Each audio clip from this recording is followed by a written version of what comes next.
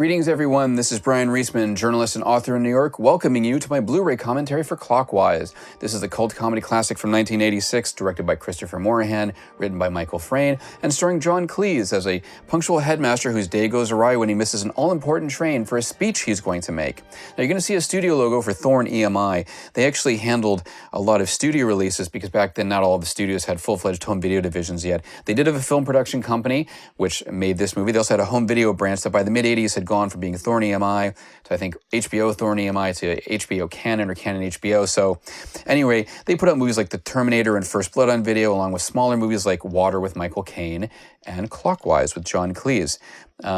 So the font you're going to be seeing here, the digital clock font, is actually one of the few things that really sticks out as being very 80s in this movie, although the font first emerged on watches and clocks in the 1970s. And this building certainly is not quite of that era. This is Menzies High School in England, and I love the watchtower setup for John Cleese's character of Headmaster Bryan Stimpson. I doubt the original screenplay was written with the specific schoolyard in mind. I imagine in the original Stimpson was roaming the courtyard or the halls and catching people doing things. But this is better. And also having that structure there makes him look like he's the overlord of the campus. Now, this school is located in Sandwell in the West Midlands. Prior to becoming a comprehensive school in 1969, it was also a grammar school and secondary school. Now, comprehensive schools in England are akin to American high schools, so you don't have to take a test to get in or have your family donate money in their name. It's not a posh school. This is, you see the boys hanging out in front of the girls' bathroom, and then the girls hang out in front of the boys' bathroom. I actually didn't even notice that the first time I watched the movie. Today, the school is known as the Phoenix Collegiate, which is a secondary school that opened up on the site when Menzies High School merged with Manor High School 10 years ago. Allegedly, the former Manor High buildings had an asbestos problem, so 2 years later, all of the students were moved to this campus. And obviously, you're noticing something that's very different, which is that there are no smartphones. And so kids are interacting more, and sadly, they're also bullying more. I remember those days very well, and it's interesting because I can't imagine growing up with the kind of technology that kids have today, the smartphones and tablets, all the internet connection. It was a bit more analog back then. Now, here's a moment that's going to be it's very pre-internet. You have kids looking at pictures from a nudie magazine, and you didn't have the internet to download off of back then. The only way you could see pictures like this was to find a magazine somewhere or loose pages, and then you shared them with your friends. Then you got busted by a teacher or authority figure, and then were embarrassed in front of the whole schoolyard. That's just how it went back then. Now, the high school I attended in Lexington, Massachusetts was like this, almost a mini college campus, which made it a bit easier for me to adjust to NYU when I went there, although that was the larger urban campus. I actually asked a number of my friends online. I wanted them to recollect what their high school experience in the States was like back in the day. You know, because you usually see like the classic high school shown in a lot of American TV shows and movies as one big building, but some friends of mine actually had multiple structures, especially if they went to a preparatory school, a prep school. Something I find interesting about Stimpson's setup here is that he can look out over a majority of the campus. In my high school, which had 5 separate buildings, the principal's office was on the first floor, so he couldn't see everything. And also, you know, the way it was set up, he wouldn't, but he also had a view of the smoking area, and that was no accident. Funnily enough, that area was located right outside of the science building. I don't know how many people still have all these kind of charts today like they did back then, but props to production designer Roger Murray Leach and art director Diana Charnley for a lot of the little details you're going to see here in the film, you know, like those magazines and the art on the wall, you know, that makes it feel lived in as a school, basically. It's interesting, the charts here remind me of the wall of shells with folders representing the bureaucracy in Michael Frayn's play Democracy, which I saw on Broadway back in 2005, and I'll get into that a little bit later on to make a comparison, but that was another system of order that would become undone. So right there on the left, you see those floppy disks next to the computer. Those are bigger and more fragile than the ones that you saw in the 90s that were much harder and smaller. I don't think anyone under 30 is likely going to remember that. At least discs those size. And right here, the computers that we had, like the Apple IIe, the personal computer that my family got in the mid-'80s, it was all green. It was green letters and black background. Even video games like Mountain Climber, it was all green and black. We didn't have a color monitor like that. But I'm sure some people did who had a bit more money. But at least what I like is that it's a realistic portrayal like a computer program. And I like those also at the beginning of war games. I like that also. Because you watch a lot of movies and certain like forensic shows today where the technology seems a little bit ahead of the time or a little too sophisticated for the budgets that they would have. Now that is an old-fashioned electromechanical Grayson flip clock that you see up there. That style of clock first emerged in the mid-1950s, but dominated the 1970s. And it totally fits this type of school environment, which doesn't really feel that modern at all, especially these buildings. I've always wondered why so many public schools have a bland appearance and they feel like prisons.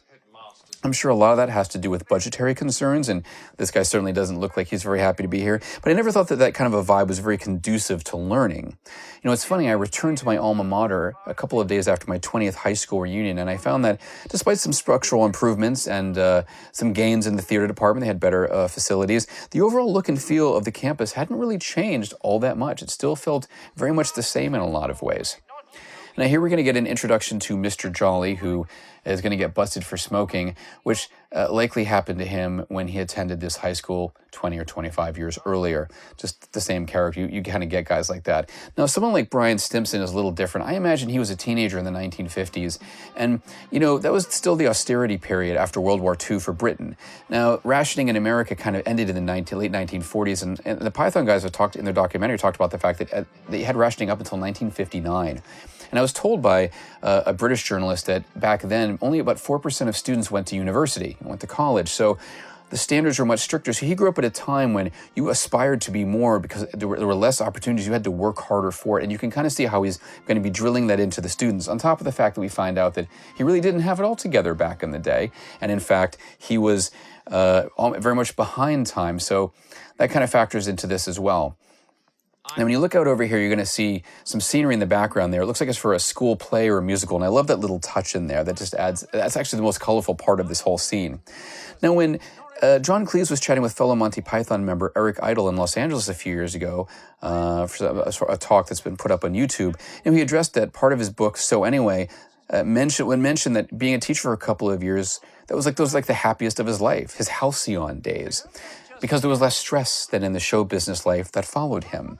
Now, the portrait on the wall behind Stimpson is of Thomas Tompion, and while the name of this high school is fictitious, that man is not. It's an in-joke from screenwriter Michael Frayn for those in the know. Tompion, who lived between 1639 and 1713, is considered to be the father of English clockmaking. Interestingly enough, he started his life as a blacksmith, following in his father's footsteps, but then switching to metalworking, which led him to apprenticing with the Clockmakers' Company, starting in 1671, and he ascended up to a higher position over the next 20 years. An eventual association with renowned physicist Robert Hooke, who became a friend and patron, led to a series of Tompion innovations. He made clocks, watches, and scientific instruments, and set new standards for them while also pioneering major timekeeping improvements, including hand watches that could maintain time even on choppy seas, which over 300 years ago was a big deal. So some of Tompion's commissions included a turret clock for the Tower of London, a balance spring watch for King Charles II, and I believe floor-standing clocks in places like Buckingham Palace and Kensington Palace. Again, a nice reference from Frame that is here to be enjoyed by Brits and select Americans who would happen to know about that sort of thing, but at least it's not beating you over the head with it. It's clever. Now, the sternness with which Cleese brings to this performance makes me think of the movie he was in during the previous year, Lawrence Kasdan's Western revival, Silverado, in which he appeared for about 10 of the first 30 minutes. He portrayed Sheriff John Langston, a humorless lawman who confronts Danny Glover after he gets into a fight with the proprietor of a bar and some white clients who don't like him there because he's black.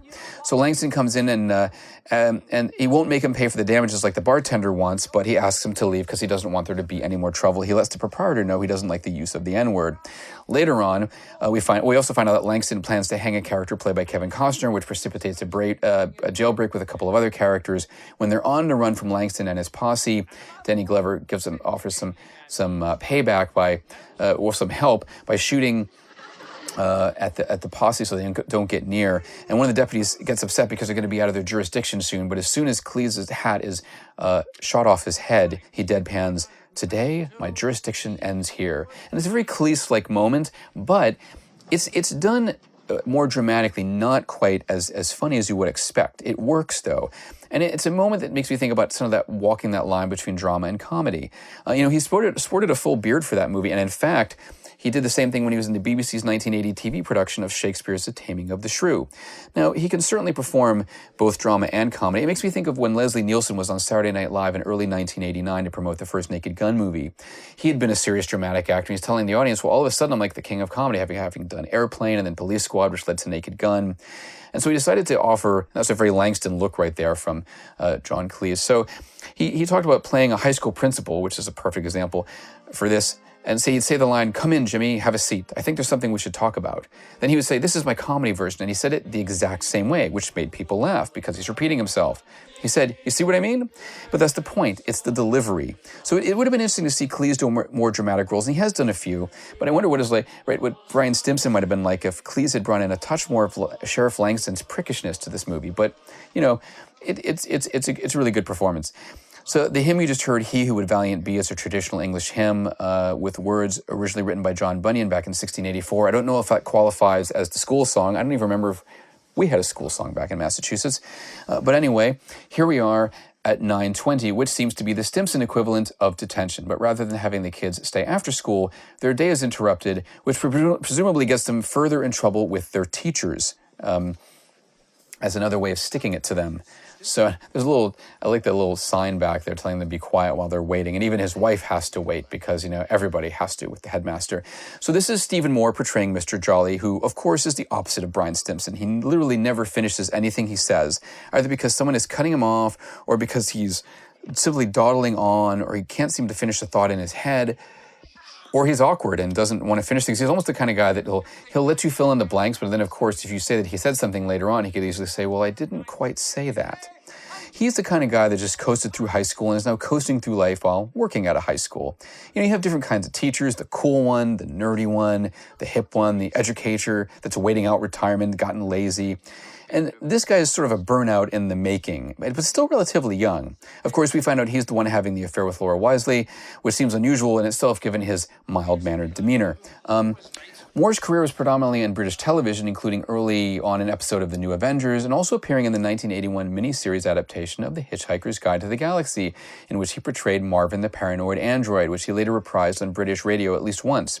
Now, his previous movies appearances to this were A Bridge Too Far in 1977, and then a teen sex comedy Where the Boys Are in 1984. It's funny, Michael Caine was in the critically derided Blame It on Rio that same year, so I guess it's not surprising that these guys did these things.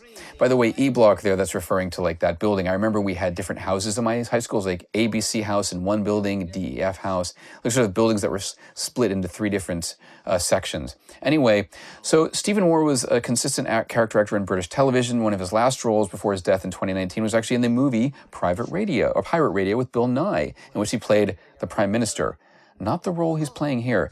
This exchange is interesting because when you watch Clockwise a second time, Simpson's reference to him being in or getting out of bed late makes Jolly nervous because I think he's trying to confess to the affair he's been having with Laura. This is something that's visually referenced throughout the whole movie but never fully discussed. And actually it's sort of visually figured out by Stimpson by the end. And you wonder if that's going to be swept under the rug. Anyway, I kind of wonder what kind of a music teacher Mr. Jolly is. In his obituary in The Guardian, Stephen Moore was mentioned as having a brand of casual insouciance. That was his trademark. However, Alison Steadman, portraying Gwenda Stimpson, is not laid back. She's an accomplished thespian. She has twice been nominated for the Best Actress BAFTA, which is British Academy of Film and Television Arts, and won the Olivier Award in 1993 for The Rise and Fall of Little Voice. That's the British equivalent of getting a Tony Award. She is also now an officer of the Order of the British Empire. You probably know her for roles from throughout her 50-year screen career, including Mrs. Allardyce in the Michael Palin movie A Private Function, which came out a couple of years before this, Mrs. Marlowe in the miniseries The Singing Detective, and The Singing Detective came out just around this time. She was Wendy in the Mike Leigh film Life is Sweet. She was actually married to that director for 28 years, by the way. And she was more recently in the support role of Kendall Malone in Orphan Black. At age 74, Steadman is still demand in the UK. She recently did 2 seasons of the BBC comedy series Hold the Sunset, which I assume there'll be a third one coming along. She plays a widow in that, whose longtime partner is widower John Cleese. And by the way, seeing that car being fixed there and also over here, that's kind of a motif that's going to resurface at least one more time in this film, a nice symbol there. So Steadman and Cleese in this series are planning this dream retirement, but they're thwarted when her 50-year-old son comes back in to live at home. So in 2019, Steadman told You magazine in the UK, "John and I were husband and wife in the film Clockwise, so we've already been in bed together." That's technically not true in the case of this movie, but it makes for a good quote. Stedman has a great attitude about her life and career. She says aging is a privilege that not everyone gets to experience, and that she is old, but not old, and she sees herself acting for a long time, even with guest appearances. And good for her. And she told the BBC a couple of years ago that working with John again was great. She's probably the same age as the elderly lady she's driving around the car in this as well. She said, working with an old friend is great because it gives you such freedom. It helps that we were able to leap straight into it because we'd played a married couple before. Now, by the way, this punk over here, this woman, young lady, is Nadia Karina, who became Nadia Sawalha, who is one of the hosts or panelists on the ITV series Loose Women, which is akin to it's a British version of The View. So it's funny to see her in that role, just popping up there very briefly. Now, as far as Hold the Sunset, I want to get back to that for a second because it's actually John Cleese's first sitcom since Fawlty Towers. And the writer, Charles McEwan, actually played Mr. Ingram on Fawlty Towers. So in the same way that he had praised Clockwise as being the best lead role kind of script he'd been offered, Hold the Sunset was the best script he said he'd read in 100 years. So he clearly knows what he likes. And the chemistry between him and Alison Steadman in that is very good. It's very different than this, less antagonistic, it feels like, from the clips that I've seen. By the way, we're in Hull Paragon Interchange. It's a railroad station that's been open since 1847. It's a great spacious location for this scene. It's located in Hull, which is 143 miles northeast of the high school we were just at, and funnily enough, 143 miles northwest of Norwich, where he's supposed to be going. Talk about location splicing, man. This isn't, it's far from everything. But that's how this film was shot. A lot of it in central England, all over the place. I brought up Fawlty Towers because I also want to mention its protagonist or antagonist, Basil Fawlty, and comparing him to Bryan Stimpson. One could argue that Cleese is playing a variation on Basil Fawlty here from that sitcom from the mid to late 1970s. He's often portrayed sort of British characters like the proper gentleman who tries to find dignity even in the most undignified of situations, or pompous characters who think they're above their social standing, and also more universally neurotic characters who need to be in control of their environment, which is the case here. Actually, he's sort of has elements of all of these things in this, but Bryan Stimpson and Basil Fawlty are rather different. They're harried men, but for different reasons. Basil Fawlty is generally out of control of his circumstances. You watch whenever his wife is not around, and a lot of times he makes a complete mess out of things. Stimpson is in control of his life through excessive clock watching and punctuality, although when his life spins out of control, he gets as kooky and indignant as Basil Fawlty at times. So, whereas Basil Fawlty is a snob who aspires to have better clientele for his bed and breakfast, Stimpson's pretensions are more about impressing these snobs at this posh Headmasters Conference where he's going to. Basil Fawlty fears his wife. Bryan Stimpson doesn't even pay attention to her a lot of times. And Basil Fawlty is a bit more prejudiced. But anyway, I think Cleese had been worried about the comparisons when he started doing this movie, but actually during the production of Clockwise, he was interviewed and spoke about the fact that it took him 14 years to get out of the shadow of the Ministry of Silly Walks from Monty Python, so he figured he had another 6 or 7 years more to deal with Basil. But luckily, his barrister character in A Fish Called Wanda a couple of years later was different, and also one of his most well-known roles. Now, the ticket collector here, John Barden, sadly he left us in 2014. For 40 years, he appeared in a lot of British series and films. He had guest appearances in TV shows like Rumpole the Bailey, Poirot, and Miss Marple, and he has smaller movie parts in Spies or A Deal by Innocence, and he was actually one of the sea lion spectators at the zoo in Fierce Creatures that follow up to A Fish Called Wanda. We'll discuss that movie further on down the line as well. Barden's biggest role was as grumpy, gambling-prone grandfather Jim Branning on the 35-year-old British soap opera EastEnders, which is still being broadcast today. He was on a show for over a decade. In their obituary on him, The Guardian said that Barden, quote, succeeded in turning the figure of a lazy, selfish, and bigoted Londoner into one of the BBC soap's most lovable characters. You know? That sounds like a British Archie Bunker, although actually All in the Family was adapted from the BBC show Till Death Do Us Part, so it all comes full circle here. Also, John Barden shared an Olivier Award for Outstanding Performance by an Actor in a Musical for Kiss Me Kate in 1987. You know, talking about all these character actors and other ones that I'm going to be bringing up throughout this commentary makes me think that this must be a fun movie for British cinephiles and TV buffs who know who a lot of these people are. That reminds me of when I was watching Silverado again to prepare for this commentary, because I'd forgotten that Cleese had been in that. And, you know, I was surprised at how many different American actors showed up in that movie and how many had become iconic. There's also been a trend, obviously, in the past 2 or 3 decades of remaking a lot of British properties into American ones. So you've had American films that came originally from the UK, like Death at a Funeral and Bedazzled, but a lot of the stuff's more on the TV front, like The Office, which was very successful. Then Coupling, Red Dwarf, and Absolutely Fabulous, which didn't really work so well over here. It turns out there were 4 failed attempts to redo Fawlty Towers over here, including Amanda's with B. Arthur. I never even knew about these. I mean, that's a hugely successful show in England, even though it had only 2 seasons, one in 1975 and one in 1979. It's funny how British TV works. So I'm not a big fan of Americanizing things, so I'm glad this actually didn't get some sort of remake, even if it had been more successful, because I think it works the way it is. I have a lot of friends who grew up appreciating the absurdist humor of Monty Python, but then I didn't always understand everything until I got to learn more about British society and culture, and then actually I got some of the jokes a bit more deeply. When I got to just college and met people from other places, I realized that a lot of them didn't like it. But you know, I guess Americans just don't understand what's being satirized in a lot of these productions. You know, it's interesting, John Cleese commented on the fact that he did only 2 turns as Q in the James Bond franchise, but he felt that they went in a different direction because the Asian market was growing, and he felt that they probably didn't understand some of the class humor that was being portrayed in the Bond series, which I think is interesting. It probably is true. It makes sense. So here we have a moment where the tardiness is starting to set in, and writer Michael Frayn reportedly wrote the screenplay because other people would criticize or make fun of the fact that he was always running a bit late. And at the time that they were making this, John Cleese admitted to the same fault. So Frayn created a script, maybe it was a revenge on himself, where the character is very punctual until his routine gets thrown off and his day becomes very discombobulated. As someone who's often running late myself, I can understand how that works. And I decided, I was preparing this commentary to do some research into the idea, we'll do research into the different reasons why some people can't be on time. There's an argument to be made that it's selfishness, that you just don't care about other people. But I found a BBC feature from a few years ago called Why Some People Are Always Running Late. And one part immediately sticks out, and I quote, "Being consistently late might not be your fault. Yay. It could be your type. The punctually challenged often share personality characteristics such as optimism, low levels of self-control, anxiety, or a penchant for thrill-seeking, experts say. Personality differences could also dictate how we experience the passing of time," unquote. I'm that kind of person that doesn't give myself enough time to get to the train, or actually I give myself just enough time, because it's like a 2-minute drive, and I'll give myself 5 minutes, because there's going to be a little bit of traffic, but sometimes I'm still running up the stairs to get to the train. And maybe it's just because I'm sitting around on my butt all day, and I want to have a little excitement. I also just don't like the idea of sitting at a train station for 10 or 15 minutes. I'd heard the opposite argument of some people who were late who used to be going on time early, but they were so on time it was embarrassing, so they decided to just go with it. I don't know. It's interesting. Anyway, I've also known people who never ever rush, and that's a way of controlling. It's a way like Bryan Stimpson is here, like he is controlling about time. He wants other people to conform to that, because that's when he was younger, he wasn't that way. He was very tardy, and so he's trying to bring control to his life. And it makes me think a little bit of like being born again. Not everybody like that, but some people who say have overcome addictions or problems become born again. And in a way to justify their conversion into this new way of thinking, they try to bring you along with it or try to convert you.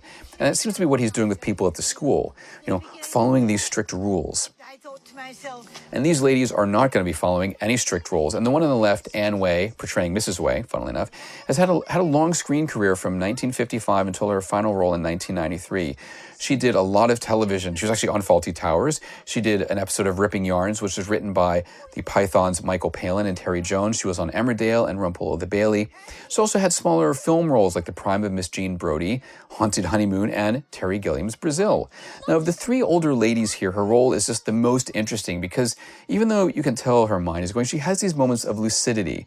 She's aware her faculties aren't all there, but she's kind of going with it. Like, she has a lovely moment of singing near the end. It's very poignant, and I'll talk about that. She's just kind of going with the flow. She wants to grab she's going to grab some sort of flower here. It's just he appreciates the little things at this point in her life. So by the way, this was shot at St. Christopher's Hospital. In real life, this was at the time known as the Scartho Road Hospital. It was originally opened as a workhouse infirmary just north of this site back in 1894, and it joined the NHS, National Health Service, under the name Grimsby District General Hospital in 1948. The site was officially opened as the Scartho Road Hospital in 1983 by Diana, Princess of Wales, and it was renamed for her after her death in 1997. I doubt John Cleese was there running around messing up the ceremony. To be honest, the old hospital building actually looked a bit cooler because it was more stately, but I think these facilities are probably more practical. So this fictitious St. Christopher's Hospital, this part of it is actually the Road to Scartho Road Cemetery, which has nearly 300 plots for people who served in World War I. So we started a hospital and at a cemetery. But anyway, that's how you put all these different locations together. I'm curious. I actually didn't map to see how close they were. But anyway, we should talk here for a moment about Sharon Maiden portraying Laura Wisely. Now, being a metalhead, when I hear her name, I immediately think of Iron Maiden. Now, she had done one small movie part and a few television roles since 1979. The movie was called Party Party. But this was Sharon Maiden's breakout role. She was actually 24 years old when this was shot, so a few years older than her character, but she looks younger, so it works. She's very believable in this role. She's definitely nervous being around Headmaster Stimpson initially, but after a certain point, she starts to develop an attitude because she's going to get in trouble for all the damage to the car, etc. Maiden certainly held her own with John Cleese, and he remarked that he thought this performance is really good. I mean, she does a good job. Now, a couple years after she appeared in this movie, Sharon Maiden was in the third season of the popular British soap opera called Gems, which was about two brothers running a fashion design company with that very name. The show dealt with the drama and friction between the brothers, as well as the various people in their employ. This was the third and final season that the show was on, and she replaced the actress who had her role of Callie Johnson prior to that. I only managed to find one episode online, and you don't see her for very long. She's sporting a fur coat and short blonde hair. It's a weepy scene. It's definitely different than this. I don't see she cries throughout this whole thing.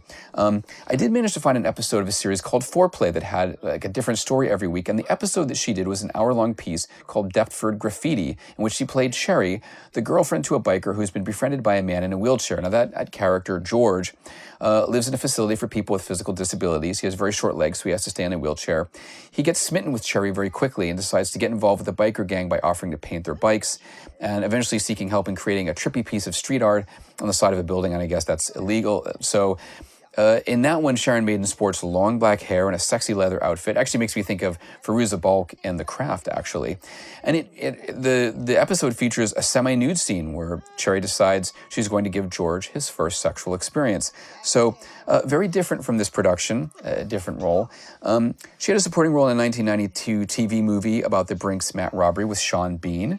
And up until 2009, she did a lot of guest appearances on British television series like Footballers' Wives, playing 6 different characters on The Bill and 2 different characters on Doctors. So, I don't know if she's done any theater or anything since 2009. I don't know if she decided to retire from that or not, but she puts in a good performance here, and from what I saw in other places as well. And obviously, this particular scene, it's interesting how they cut from the dialogue to here, so we go from their point of view to her point of view, which is a smart way to do it. And this, of course, is going to lead to all sorts of problems. Now, I like this shot coming over here where they hold on Mrs. Trellis. She's lost in thought somewhere, and this is also another little poignant moment where she's somewhere, she knows where, but we don't. If Mrs. Trellis looks familiar to you, it's because she's played by Joan Hickson, a Tony Award-winning actor whose career spanned 1934 to 1993. She passed away in 2003.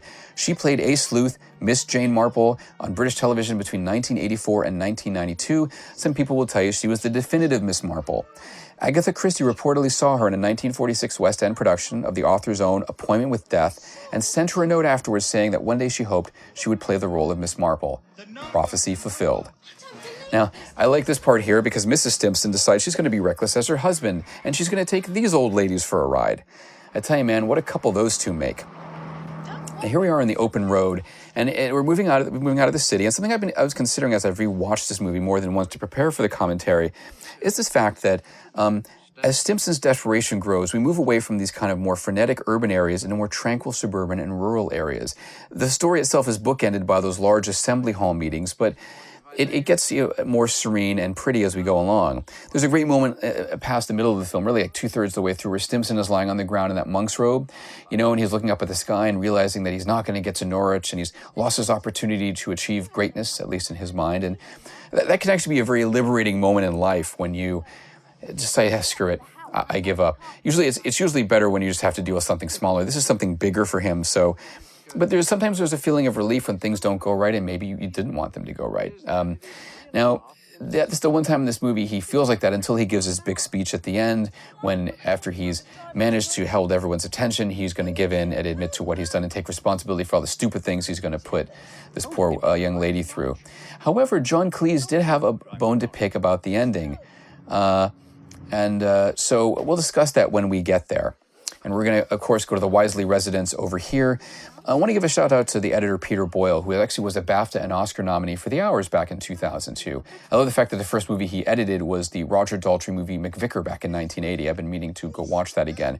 Prior to Clockwise, he actually edited the movie The Razor's Edge, which was Bill Murray's first big attempt to show that he was a dramatic actor. Everyone was thinking about Meatballs and Ghostbusters, and so he did that, and it was actually critically acclaimed, but it just didn't get the kind of business that people expected. It was ahead of its time, and of course he proved it later on in movies like Lost in Translation, Broken Flowers, etc. So after this film, Boyle eventually went on to edit bigger Hollywood movies like Robin Hood, Prince of Thieves, Waterworld and The Postman, all Kevin Costner pictures, Quills with Kate Winslet, Tristan and Isolde, the Stephen King adaptation 1408, and The Thing prequel. Now, the editing here is not too quick. It's not too fast-paced. Now, obviously, a lot of that has to do with the coverage that was shot. But if you watch the trailer, they have a lot more intense string music that's not in the score. And also, they cut together a lot of the intense moments very quickly to make it look like it's much more fast-paced than it is. I guess that was the plan to market it on home video, at least. This is Pat Keane, who portrayed Mrs. Wisely. She actually appeared in an episode of Fawlty Towers. There's that connection again. And she also had a small part in Fierce Creatures. It seems like she worked with John Cleese once a decade. I have no idea what all that brass brick wall is on the back, but it just sort of fits like the suburban home. I guess there's even like a little tiki thing there or something. Some of it looks like it's related to horses, might be related to soccer, but I like the framing of that shot in there, actually, and the framing of the shot when they come outside, because we don't get to see much of the foyer. We don't get to see much into Laura's world at home. And in fact, you'd think that Mr. Jolly is kind of curious about that as well. Though actually, notice how it takes him a moment to come out here. First, I think he's hiding, but I wonder if he's just kind of looking around and checking to see like what's going on over there. Like, what are they, what is her house like? Because he's curious, because he's never been there. He can't have a fling there, right? It's just the way it goes. Again, something that I've noticed, long takes. For a comedy that's supposed to be about racing against time, there's just these long shots. It's all about the performances here, and the actors are very good. And you can just tell that by watching them. That's always the interesting thing when I watch some of these films in a commentary mode, and I don't have the sound on because I don't want it bleeding through the mic. So I can actually really pay attention to what they're doing. At any rate, Mrs. Way is going to be coming back here. I just love this character. She just... she's just living in the moment, and she's actually kind of the life of the party. The rest of them are all worrying. She's like, whatever. It's just kind of the anchor. Here we have Constance Chapman as Mrs. Wheel. She's a British veteran who started on stage in 1938 and then began on screen in 1955 and worked consistently up until a few years before she passed in 2003. She was on a lot of notable shows like The Avengers, Suspense, All Creatures Great and Small, and Rumpole the Bailey, and in notable films like Oh Lucky Man with Malcolm McDowell. There's a lot of credits for a lot of these British performers that we're not necessarily going to know over here. I'm learning more about them as I do more of these commentaries. Now, this is Geoffrey Hutchings portraying Mr. Wisely, Laura's dad, another British veteran of the big and small screens. He had guest slots in smaller movie roles like Henry V and Topsy-Turvy. What I love about his character is that he doesn't utter a single word throughout this entire movie. It's another great Frayne invention. He gets jostled around because his wife, who is clearly the drama queen, is freaking out about what is going on. She's like, he's so furious, but she's so furious. You get the vibe that Mr. Wisely is hardworking and keeps his head down, and at the end of the day, he really doesn't want to be bothered with the craziness from the ladies in his life. That's what makes this movie special, is the fact that Frayne really does come up with very specific characters between her parents and Mr. Jolly and Bryan Stimpson, all the various people that we encounter. There's a good sense of distinction between them. It's something that Frayne did with his highly lauded and successful play, Noise is Off, which came out 4 years before this and which has been revived many times and features an ensemble cast of very distinct players. I mean, a lot of times, writers will come up with types, and there are certain types that are in this movie too. Not everybody is like completely fleshed out. I mean, some of the smaller characters, they're just part of a bigger picture, but there are a lot of just little things here that work out well, and I do feel bad for all the cops here. They're so polite, and every time they're about to talk to somebody, they just drive off. Now, there's an interesting connection between John Cleese and Michael Frayn. Cleese's first real credit in television was a show that was called That Was the Week That Was, a satirical program that often lampooned politicians that aired in 1962 and 1963. And Michael Frayn evidently had some involvement with that, but not on the same level as Cleese, who was involved all the way through. Now, there were many high-profile writers on the show, including Graham Chapman, Peter Cook, Roald Dahl, Kenneth Tynan, and Keith Waterhouse. The program was hosted by David Frost of, yes, Frost-Nixon fame. I don't know if Cleese and Frayne even managed to meet at the time, although the actor said over the years that he's repeatedly expressed his admiration for the author. In fact, he said that Clockwise was the only movie script he'd received with a lead role that was perfect for him, although Frayne has said that he didn't have anyone in mind for the role of Bryan Stimpson when he wrote it. Now, in the late 1950s, Michael Frayne began his professional career as a newspaper reporter, columnist, and critic for the Manchester Guardian and the Observer. And by the mid-1960s, he was already an award-winning novelist with books like The Tin Men and The Russian Interpreter. His first play came out in 1970, and then Noise is Off, his best-known work was 1982. That's a satire of a touring theater troupe whose bungling attempts to put on a British sex farce become sabotaged by their own interpersonal squabbling. And it was actually adapted for the screen 10 years later by Marty Kaplan. Frayne has actually done many translations of works by Chekhov, a playwright to whom he's often been compared. Now, Clockwise was his first movie credit, and there's another movie called Remember Me, which came out in 1997 and starred Imelda Staunton, Robert Lindsay, and Natalie Walter. It's also a middle-class farce, but not everything that Michael Frayne writes is a farce, nor involves rear-ending police cars. I saw that show Democracy on Broadway in 2005, and I think it originated in England in 2003, and that takes place in the late 1960s in West Germany and concerns the West German Chancellor Willy Brandt and trying to figure out that there's a communist spy in his organization. If you remember, West and East Germany were divided back then. So Richard Thomas plays that spy who also seems to be smitten with Willy Brandt. So there's some interesting things going on in that show. And the most striking image I remember from it was this wall of folders and these shelves with folders that stood for the bureaucracy of what was going on. By the way, he's got to not be thrilled here with the parents right behind him, even though they don't know. He feels like he's just in for it. I don't even know why he's bothering to go. But anyway, so there's that whole image of bureaucracy that's there. And it's interesting because the show is the opposite of Clockwise because it's slower, moodier, and it requires a certain amount of German history from that period, understanding of it to really get into it. But, at the end, the stories sort of both fall apart in different ways. Also, when I think about farces and Michael Frayne's work, I saw Noise is Off twice on Broadway, and I enjoyed it both times. And there are people that do like the film. It's got a great cast, directed by Peter Bogdanovich, has Christopher Reeve, Michael Caine, Carol Burnett, and many others. But it works really well, probably better on stage, because there's this visceral energy coming from the cast and these sort of disasters that happen on stage, and a lot of the timing of the lines and fumbling of certain objects and certain things happening, that it's really wonderful to see that live. And yet you could argue with Clockwise, it's the opposite. It works better on screen. I can't imagine this being a play or a musical, despite the advances in LED technology with video backdrops. I don't think that you actually could make it work the same way. So you can clearly see that Michael Frayne can work in different formats and understand how that format works. An interesting side note here, today they would have camera footage of this guy. They probably would have been sent to them in the car already. So there's so many things you got away with back in the 80s you just can't do now. Shucks. Anyway, I should also note that Michael Frayne was nominated for a BAFTA TV Award 10 years ago for a drama called First and Last, which he co-wrote. And he also got a Lifetime Achievement Award from the Writers Guild of Great Britain. He's definitely very lauded over in England and very well known. I think people over here know him too because of Noise is Off, but I think there's a lot of other writing of his that they don't know, and I actually really want to catch up on a lot of it. And now that I found out that John Cleese had just finished reading a play of Frayne's when he literally the next day got the script for Clockwise sent to his door. So I'm intrigued to see how some of this other stuff comes up on the page. Isn't someone on the staff? There's definitely I'm curious what other characters he kind of comes up with. So of course now we have to deal with the impending, he clearly thinks he knows who she's having an affair with. And I think it's funny that, okay, here we go. Again, another car. That's, I think, the third car we've seen.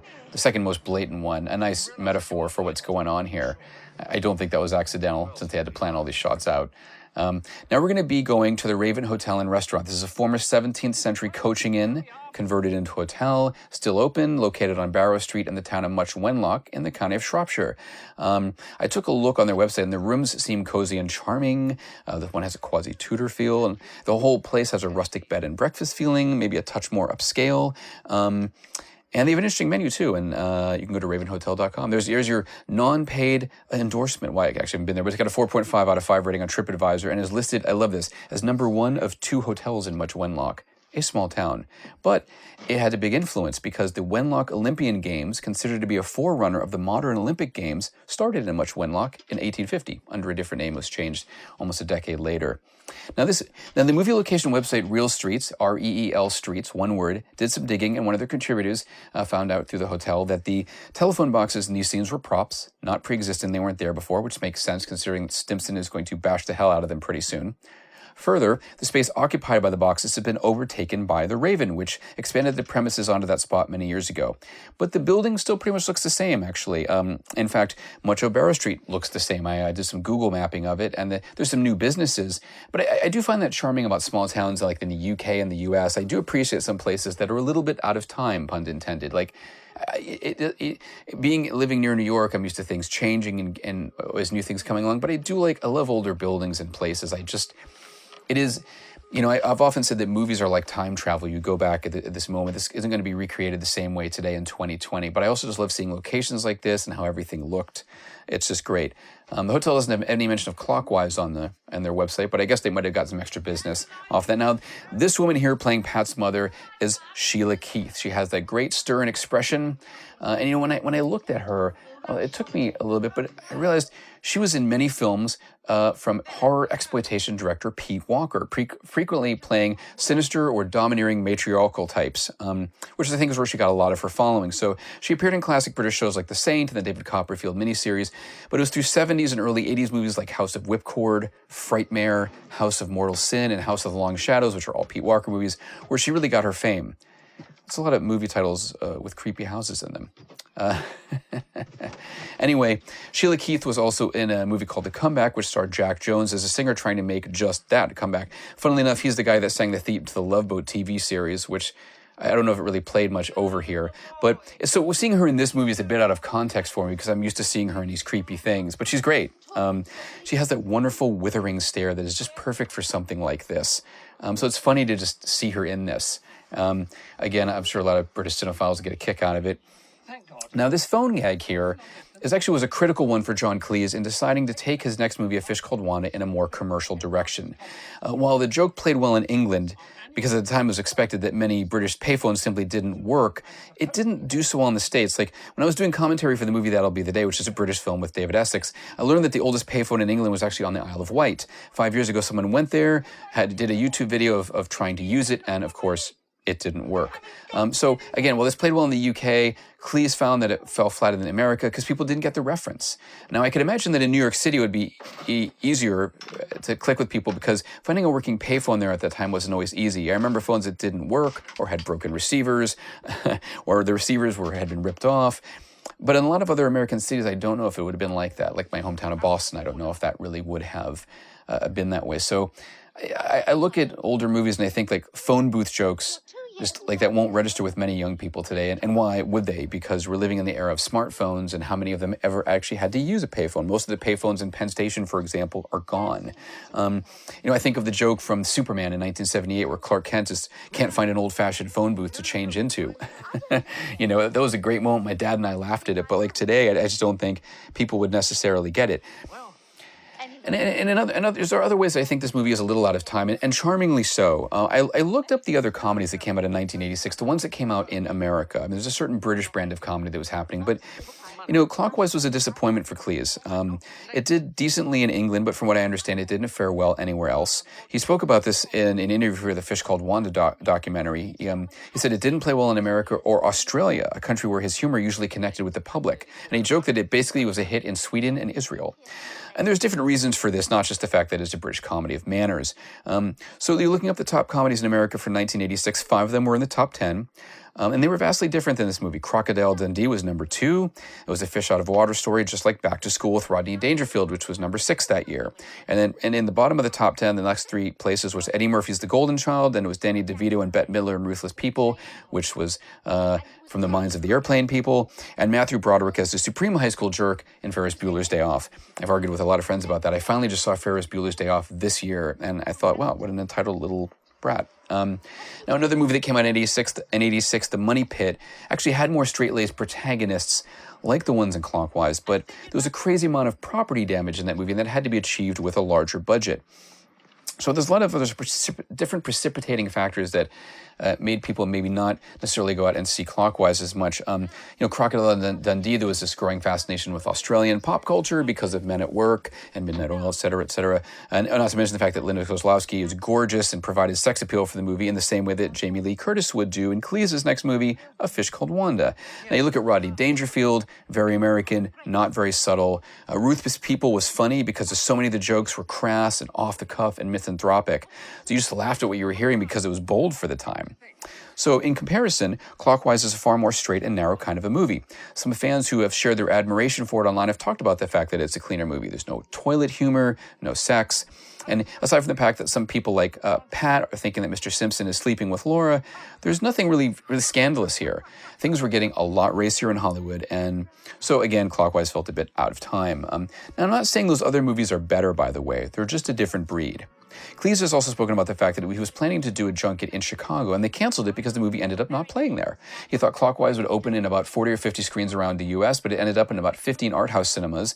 The film got a lot of good reviews, including a glowing one from Janet Maslin at the New York Times. Cleese has commented on the fact that certain movies that were really popular at one time might have been forgotten later on. In fact, I don't know how many kids today might actually know Ruthless People, and I haven't seen it since it came out. I actually want to check it out again. But, then you have a smaller movie like Clockwise that grows in stature.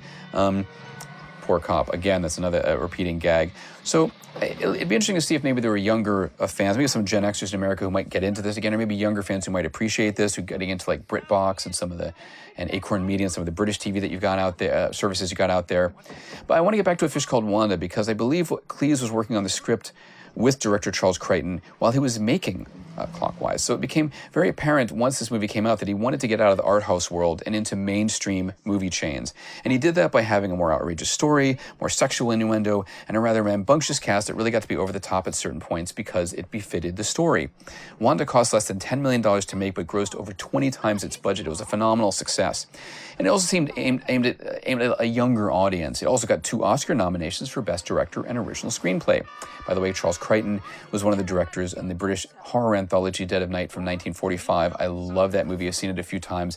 And for some reason, every time I'm doing a commentary for a British film, either from this period or earlier, there's some connection to Dead of Night, which is fabulous. Now, while Sheila Keith might be more of a cult figure because of horror films, not an occult, but a cult figure to people in America, I don't think Penelope Wilton is. She plays Pat, Mr. Stimpson's old girlfriend. Now, if you're an Anglophile and a fan of Downton Abbey, then you know her as Baroness Merton. She was on that show for 5 seasons, as well as the movie that came out. She's had quite a career. 3 times she shared a SAG Award for Outstanding Performance by an Ensemble in a drama series for Downton Abbey. A couple of years prior to this movie, she had a small role in The French Lieutenant's Woman with Meryl Streep. And then a year later, she worked with Kevin Kline in Cry Freedom, which was about anti-apartheid activist and political prisoner Stephen Biko. And horror fans will undoubtedly remember her as the mother of Shaun of the Dead. Quite a range of roles, which has encompassed theater, television, and screen. I could spend a lot of time just talking about her work. Now, John Cleese has mentioned the fact that he loved working alongside her and Alison Steadman because they're very accomplished actresses, whereas he felt he worked well in a more narrow range. And she does a lot with her limited time in Clockwise. I mean, first she's this disapproving citizen, and then she's elated to see her ex-boyfriend, and now he's infuriating her because she's having flashbacks to their relationship. So there's a lot of emotions at work, and she does it very quickly. I mean, obviously, you're shooting over a certain amount of time, but still, it's great that the character goes through a lot in a very short period of time. She just gets very sad. Now, this car chase here adds a little bit of action. It's actually it's a nice little ballet there. I think a Hollywood version would have had it faster cutting, but it's very smooth the way that works. The setup for her character is good too because she sees someone, you see a concerned neighbor, but she seems like someone who likely follows rules. And funnily enough, now Bryan is also creating rules. So I think in their relationship earlier on that might not have been the case, but now it works here because he's like, well, we need to do this, and I need this, can you do this? And she kind of automatically goes along with it, and is like, oh, what did I get myself into? I wonder if Clockwise had been a hit if A Fish Called Wanda would have turned out differently. Of all the Pythons, Cleese is the most Hollywood. He's got the most credits there, tends to be involved in bigger franchises. He likes to take on those projects. He's also noted that there's steady work in England, but the money in America is better. He was in 2 James Bond movies, the first Charlie's Angels movie, I think it was the first one, the reboot. He's done the voice of King for 3 Shrek movies, and he was also in a movie called Rat Race, in which he played a casino owner who has contestants race to his casino to find 6 hidden gold coins. Scenes. His character in that movie is named Donald P. Sinclair, which is allegedly the same name as the rude real-life hotel proprietor that inspired him and his first wife, Connie Booth, to create Basil Fawlty.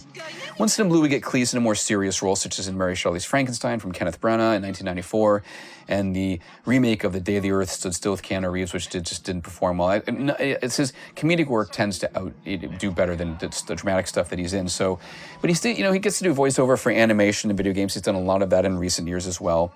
An interesting side note, he keeps busy. An interesting side note about that is the fact that he's been very public and joking about the divorce he underwent specifically with his third wife, and the fact that she's getting millions of pounds of his money, so he needs to do a tour here or there, or do some other project to keep paying for that breakup, even though he's now into his next marriage, his fourth marriage. But, good for him for staying upbeat. I mean, there's a little bit of snarkiness in there too, but it's, he seems to handle it fairly well. I once had a rock star tell me that his accountant advised him that you could not economically survive more than 3 divorces, and he was on his 4th marriage. I'm not even on marriage number 1, so I don't have to worry about any of this stuff. But for those of you in the future planning multiple marriages, just think about that. Now, I interviewed John Cleese and the rest of the Pythons, with the exception of Eric Idle, who I got for a later feature, when they were walking the red carpet at the premiere of their IFC documentary at the Ziegfeld Theater in New York City back in the fall of 2009. And some interesting comments to make about performing. He said his way of performing had become very different by that point, and he's talking about like one-man shows. He used to look out into the black at comedy shows, but now he kept the lights on to get a sense of contact with the audience. He told me, quote, "It's something I used not to do, and now I find that works better for me. I do about an hour in the first half and 45 minutes for a second. Then I do a Q&A, and what really pisses me off is that everybody likes the Q&A best of all. I write all this funny material, polish it, perform it and rehearse it, and I come out and do it. Then the Q&A is what everyone says is the best bit." It's kind of like when I saw him speak in suburban Massachusetts with his daughter Camilla after a screening of Monty Python and the Holy Grail a year or two ago. Of course, by this point in his life, the anecdotes are so interesting, he doesn't have to prepare anything. But I know, artists are always wanting to try new things. By the way, Camilla said her favorite Python is Michael Palin. Now, when I asked Cleese about his favorite projects on the red carpet, he replied, "There aren't favorites so much. When I'm in one mood, I might choose one thing, and when I'm in another mood, I might choose another. I'm very fond of Clockwise, although I think we screwed up the last 3 or 4 minutes. It was really good up until that point. I made a documentary about lemurs being released into the wild in Madagascar. I'm enormously fond of that because there's a whole lot of me that isn't seen in any of the other things that I've done. It's a mood thing. I've just been putting commentary on Fawlty Towers, and it was a great pleasure for me to see how funny those episodes were. Some of them I have not seen for 20 years. Sometimes people think I sit at home watching my old work. I don't. But to see something after 20 years and find it still really funny is very satisfactory." By the way, George Fenton's music here with this chorus is very Python-esque. If you've seen The Holy Grail or The Meaning of Life, you'll know what I'm talking about. Anyway, Cleese also told me 11 years ago that there's a one play he'd love to do, and I don't know if he's actually been in it yet. That show is Art, by French playwright Yasmina Reza, who also wrote the very successful play God of Carnage, which was turned into the film Carnage nearly a decade ago.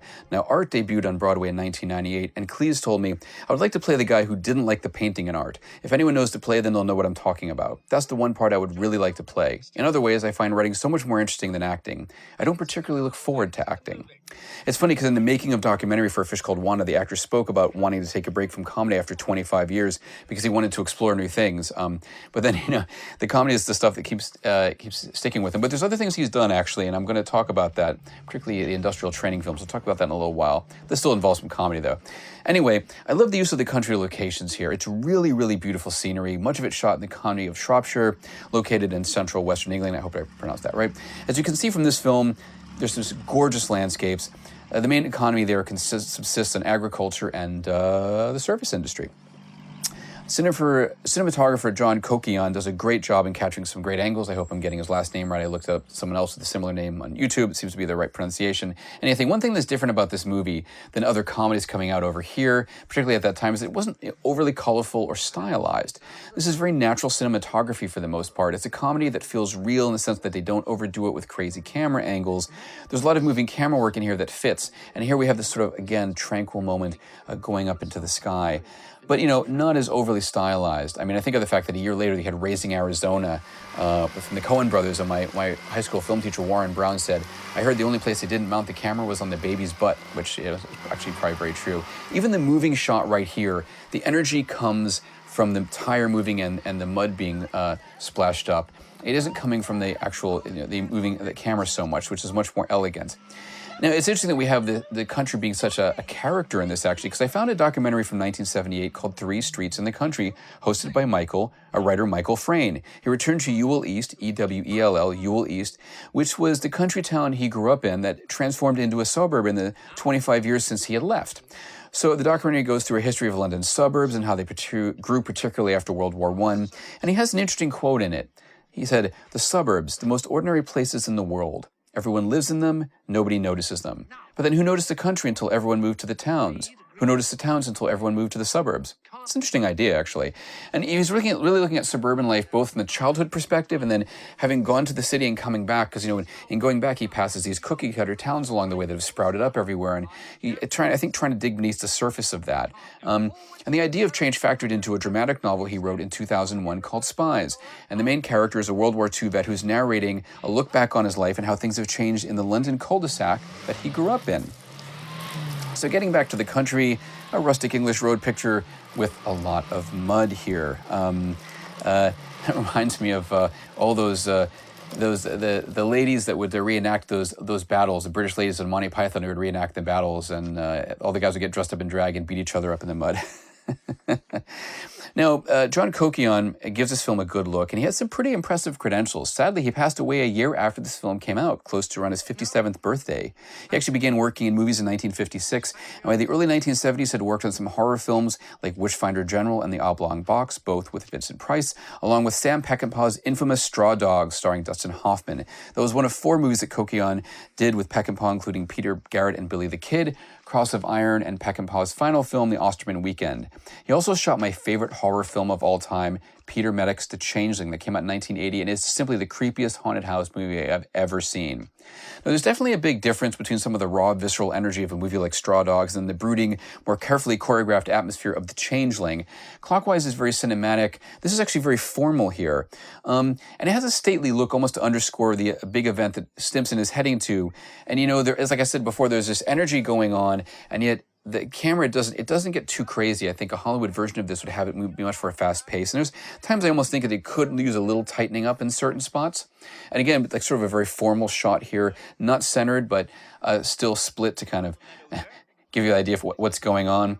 And by the way, speaking of visuals, there's an interesting bit of trivia I found out. The storyboard artist for this movie was Mike Ploog, who first became known for drawing such iconic Marvel Comics characters as Ghost Rider and Man-Thing, along with their monster titles, Dracula, Frankenstein, and Werewolf by Night, actually Tomb of Dracula.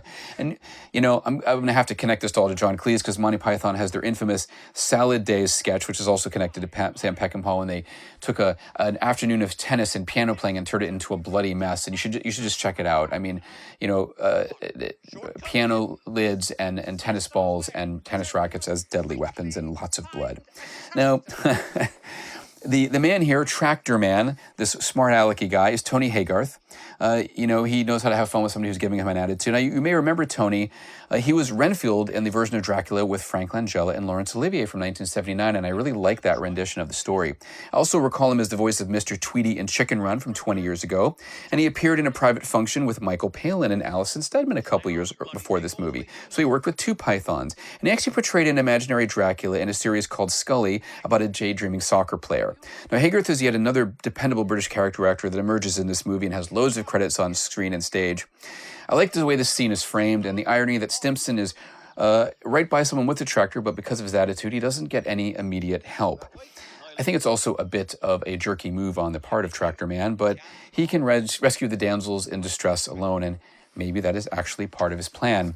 Again, this seems like a very sort of British scene, and I always find it interesting how some of my American peers either really like or don't get British comedy. And when I was growing up, like certain friends of mine appreciated the absurdity and satire of Monty Python and some of the post-Python projects.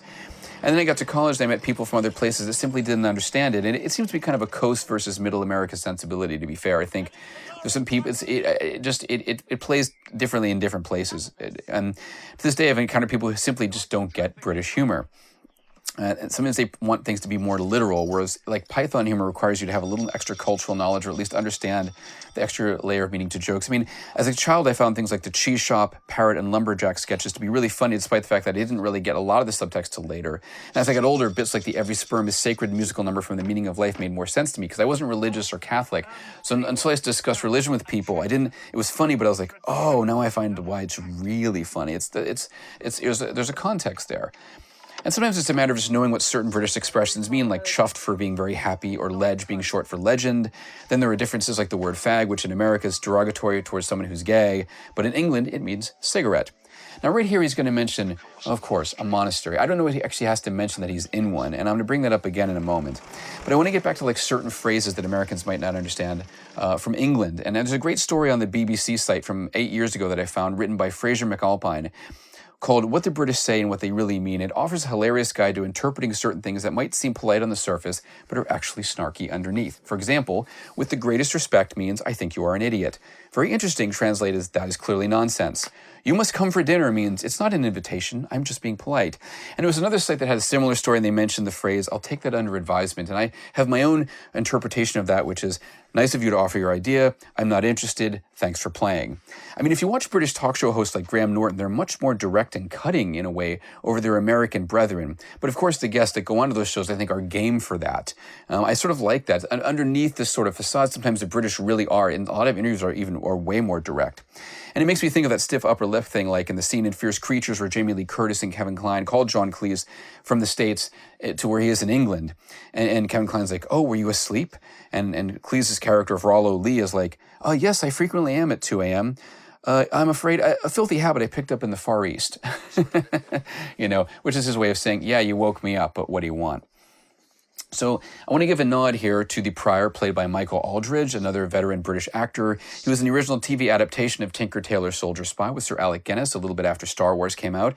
And the year that Clockwise was released, he began a 4-year run on the Last of the Summer Wine show, which was well known for him over there. That's really what he's connected with, I think. I love the reveal that the monk can actually speak. It's actually another nice touch from Michael Frayn. I mentioned before the part about the monastery, and, it's that... I was wondering if they did that because maybe Americans wouldn't understand where they were. And I think were they trying to Americanize a little bit? And I was thinking about that fact because he also twice, Bryan Stimpson mentions that they have 163 miles to go. And I thought that the Europeans had measured distances in kilometers. Well, it turns out that since 1977, speedometers in cars in the UK have had to have both miles and kilometers listed. But I did find out something that was specifically Americanized. So Sharon Maiden had the right accent for her character of Laura Wisely, but the backers, according to Cleese, were concerned that some Americans might not be able to understand her very well. So director Christopher Morahan had to go into the studio with her and redub all of her lines for the movie. So they were clearly thinking about the American market at that point, but obviously it's still a very British kind of comedy, which is great. But those considerations were beginning to come in. Actually, another consideration that was coming in for home video was the fact that a lot of these shots in widescreen look great, but when I saw this movie back in the day on VHS, it was full frame. So basically sort of like the left and right sixth of the screen were chopped off. You didn't see everything. So that's another advantage of the DVD and Blu-ray revolution that comes along. But of course, they were thinking about that. Hollywood certainly was, and that was a point of actually contention at one point, that they were shooting for full frame, even though they had the widescreen format available for cinemas. It wasn't until Turner Classic Movies, I think in the late 80s, started showing things in widescreen that people slowly got used to the idea of watching widescreen stuff on TV. And then, of course, we got widescreen TVs. Now, this location here is Wenlock Abbey in Wenlock, the same town as the Raven Hotel. So it is, what I say is geographically correct for the sake of the movie. Much of Clockwise is shot over central England, all over the place. So if we were to map out the trip, we'd find that Bryan Stimpson and Laura Wisely actually went way off course to get to the University of Norwich. And I love this little moment here that one guy pulls off the beekeeper's hat, and now he's going to get stung. He's like, oh. Now, Wenlock Abbey had the domestic lodgings for the priors of Wenlock Priory, which is next door. That was built in the 13th century over the site of an older monastery and later dissolved in 1540. The house, the abbey, was built in the early 1400s and is under private ownership now, while the grounds of the nearby priory are open to the public. Now, one famous house guest who stayed here was Henry James, who, according to their website, visited in 1877, 1878, and 1883, and the house and the grounds inspired him when he was writing his famous ghost novella, The Turn of the Screw, which was later inspired in the horror classic classic, the movie horror classic, The Innocents. Now, other famous visitors here included African explorer Henry Morton Stanley, architect Philip Webb, and author Thomas Hardy and his wife. As a matter of fact, I read a lot of Hardy's works in my college days. I most specifically remember The Mayor of Casterbridge. Now, the fourth Countess of Mallow received Wenlock Priory on her birth certificate, which was issued in 1986, the year that this film came out. So here we see John Cleese in the bathtub, and even though this was a moment of respite for Headmaster Bryan Stimpson, who thought he was being defeated, he was getting squeaky clean, at least physically, not so much for his behavior that day. And, here he is in the bathtub, and you know what? He's in good shape. And I have to say, I remember in A Fish Called Wanda a couple of years later, he had to do this near nude scene where he gets caught with Jamie Lee Curtis in this timeshare loft, and he's basically naked with a photo frame in front of his privates. And you have to go, you know what? I give him props. Unlike some comedians who might let themselves go a little bit, he actually cared about the way he looked. You can see why in Wanda, Jamie Lee Curtis would still be into him beyond initially just trying to manipulate him. They actually had some good chemistry in that movie, but that's just the way it is. I'm also going to notice that actually there's really more male skin in this movie than female skin. And by the way, I really love the color here. The flowers. I mean, this is actually probably the most colorful shot in the whole film. It really pops. And it's the prettiest moment. And of course, it's right before everything is going to get frenetic again. And I love watching John Cleese run like this. He's got these long legs, and it's funny because I think he exaggerates it a little bit, but actually, in truth, he had a swollen knee and a torn left hamstring throughout most of this production, so that partially explains this sort of quasi-limping that you're seeing. I love that guy there. He's just so excited. That's the most excitement he's had in the monastery probably since he got there.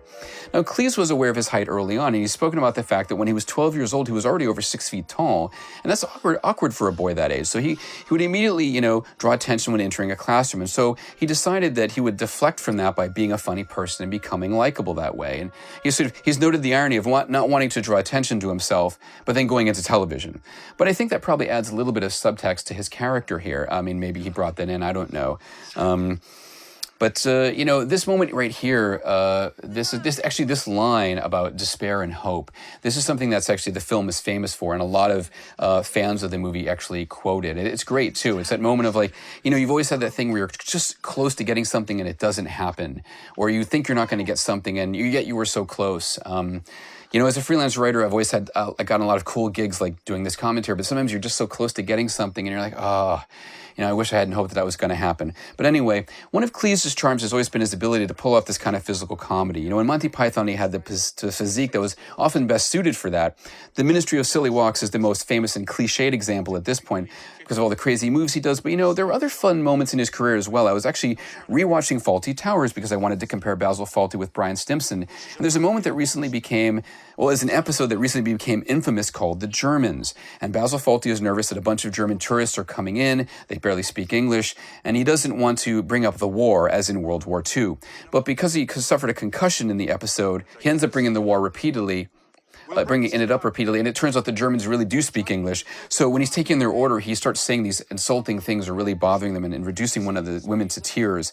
It gets to the point where he starts imitating a Nazi stormtrooper by putting his finger under his mustache and kicking up his legs and goose-stepping. And because his legs are so long and he just looks so ridiculous, and it's probably the most comical taunting of a stormtrooper type that you're going to see. And it works because he does have those long legs, not because he's a normal-looking guy doing that. And that comedy obviously helps to lessen the tension in that scene. That episode was actually recently taken off of streaming because of the use of the N-word. The old major character is a racist and he's a bit loopy, and he uses the word 3 times in a short span of time. And that brings us into a whole discussion of political correctness, which doesn't apply to this movie. But Cleese got their episode reinstated on the BBC streaming service that took it off because he made the point that the character's racial slur was not being condoned. I mean, Fawlty could be considered a misanthrope because he just doesn't seem to like anybody. But, that's different. It reminds me of the sheriff in Silverado who doesn't like the use of the N-word, and I kind of wonder, was that in the original script, or is that something that John Cleese wanted put in there? This actually does remind me of one more thing, using John Cleese using his legs in a funny manner. He introduced Tina Turner on this British program in 1989 called Hysteria. I don't know if it was an award show or a special, but you can find the clip on YouTube. He introduces her and brings her out, and he's satirizing the host, but he's also saying, oh, well, you're a woman and you're black. And she's like, yes. He's like, well, we could talk about that. She's like, well, no, I'm here to sing. And he's like, oh, I thought we were going to talk about being disadvantaged or something. And that's clearly poking the stick there at racism in America. But, beyond that, he starts making jokes about being making fun of being a typical host, like saying, well, when you come out here, give it a little bit of a show and you kick your legs. And he does these weird moves that make him look like a bad showgirl while singing Onward Christian Soldiers. And then Tina gives the example of the kind of shaking she's going to do, which makes him look more ridiculous.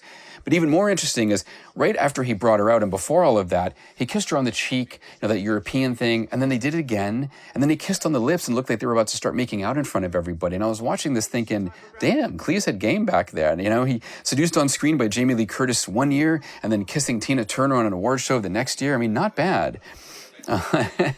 So he did okay. And, Fish Called Wanda did really well for him. He got an Oscar, a Golden Globe, and BAFTA nominations. He actually won a BAFTA for Best Actor, and he became a hot property at the time. And incidentally, he actually has been nominated for 4 Primetime Emmys and won one for appearing as a guest performer in Cheers back in 1987. Fawlty Towers actually got a BAFTA award for Best Light Entertainment in 1980, and Monty Python's Flying Circus got a couple of BAFTA nominations back in the day as well. Interestingly enough, Cleese also got a Grammy Award nomination for Best Spoken Word Album in 1989 for the Screw Tape Letters, which I find really interesting. Another man who's very lauded and acclaimed is the director of this film, who we should really talk about, Christopher Morahan. Now that we've arrived safely at the stately, fictitious University of Norwich, we have a lot of actors here who are character actors well known in Britain.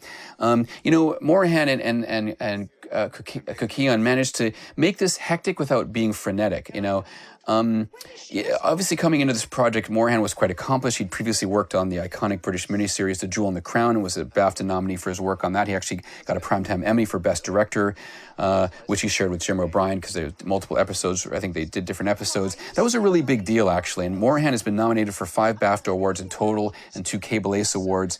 So coming into this, he had the pedigree that undoubtedly impressed John Cleese. Although this was his first feature film since 1969's All Need in Black Stockings, so he actually hadn't done this in a while. But, he'd been acclaimed for The Jewel and the Crown because he insisted that it be a shot on film, it was shot in India, and actually they used archival footage to provide some historical context, which made it interesting. And they also used a lot of little-known actors at the time.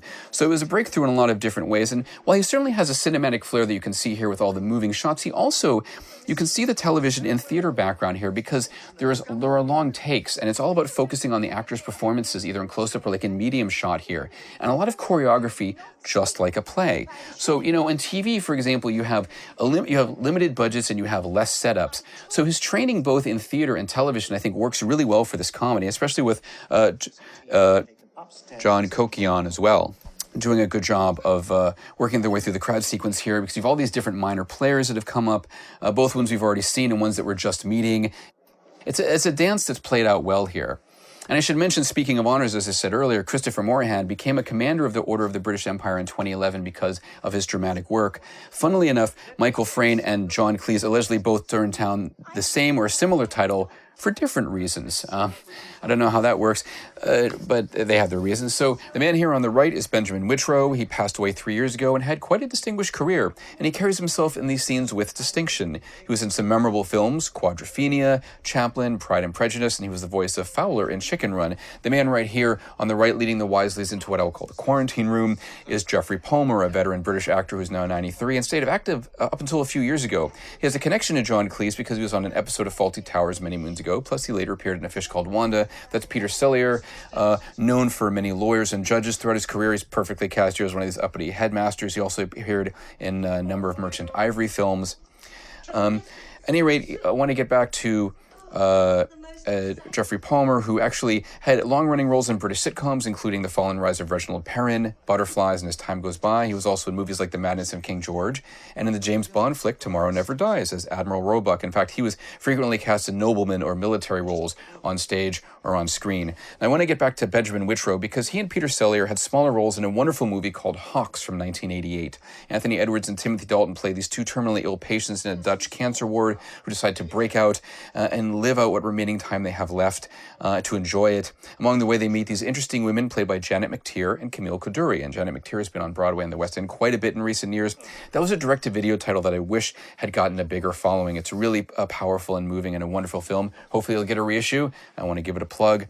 Now, on the left here, Nicolas Le Prevost, another actor cast in similar roles to some of these men over the last 35 years, best recognizable from the films Girl in a Swing with Meg Tilly and Shakespeare in Love, as well as the Jewel and the Crown miniseries. And he's been been on loads of British television programs like The Ghosts of Motley Hall, Doc Martin, and the recent War of the Worlds miniseries. And he also acted on stage recently with Penelope Wilton in Bedroom Farce. And it's funny, there was a sketch with Daniel Radcliffe on Saturday Night Live spoofing the fact that we think that all famous British people hang out. So a lot of the cast members came out disguised as other famous British actors. And we know that's not true, but sometimes when I go through all these connections in these British movies I do commentaries for, I think that maybe it is. So now here's that moment of tranquility I was talking about before. This is one of John Cleese's favorite moments in the film because it slows down the pace, unlike my commentary, and is very different than the rest of it. We're halfway to this location, about 2/3 of the way through the film, but he feels truly defeated and deflated here. Stimpson doesn't think he's going to make it to Norwich. And sometimes there's something liberating about letting go and just feeling like, I guess in one sense, having a really bad, long day, you can just get home and de-stress and let the toxins out. Facing something more serious like this, it sort of tests your character as to how you're going to move forward in life. And right now, he keeps looking at that cow sign, and it makes you think that that's a symbol for maybe he feels like he's feeling like cattle and part of the system he's in, the way he's been shepherding his students through the same thing. Of course, that maybe I'm just looking at it differently than what it was intended for. I also feel like the world has been slowing down in the wake of the pandemic we're experiencing, and we're starting to see people reevaluate what they want in their lives and how they've been living for so long. And obviously, it's a faster-paced world than what these characters were in 34 years ago. And I know that not everyone's going to learn lessons from the pandemic, but when you're forced into slowing down and having moments of reflection, it's interesting what thoughts creep into your head, actually. I've been thinking about that recently, and that scene certainly makes me think of that. This is Sidney Livingston playing the Porsche driver. He's falling for one of the oldest tricks in the Hitchhiker book. Can you give me a lift? And is it okay if I bring along my friend who's just run up or come out from behind a bush? Naturally, this guy wants to get it on with her, so he's going to say yes. You can kind of imagine what it must have been like for women hitchhiking much earlier in the 80s, even before that, and the sleazy characters that many of them encountered back then, especially when they were alone. Now, the Porsche driver, Sidney Livingston, has a little bit of a Ned Beatty vibe to me, maybe at least a look. At any rate, he's done smaller supporting roles in a lot of British TV, like Coronation Street, some movies, even appeared in a TV movie of Oklahoma with Hugh Jackman. And the year before this, he was in the outrageous Tobe Hooper space vampire flick, Life Force. Now, many good British farces often have some sexual innuendo in them, and so a monk traveling with some much younger women sort of works out here. And of course, you've got this horny driver who's really kind of curious as to what's going on. There was a running gag, actually, in Fierce Creatures involving John Cleese's character because he was hiding some animals away from people in the zoo, and they all had female names. So whenever Jamie Lee Curtis would call him or pop by and he was in the other room, she would hear him call these female names, and she would assume that he had a bunch of different girlfriends with him and made it seem like he was this big stud.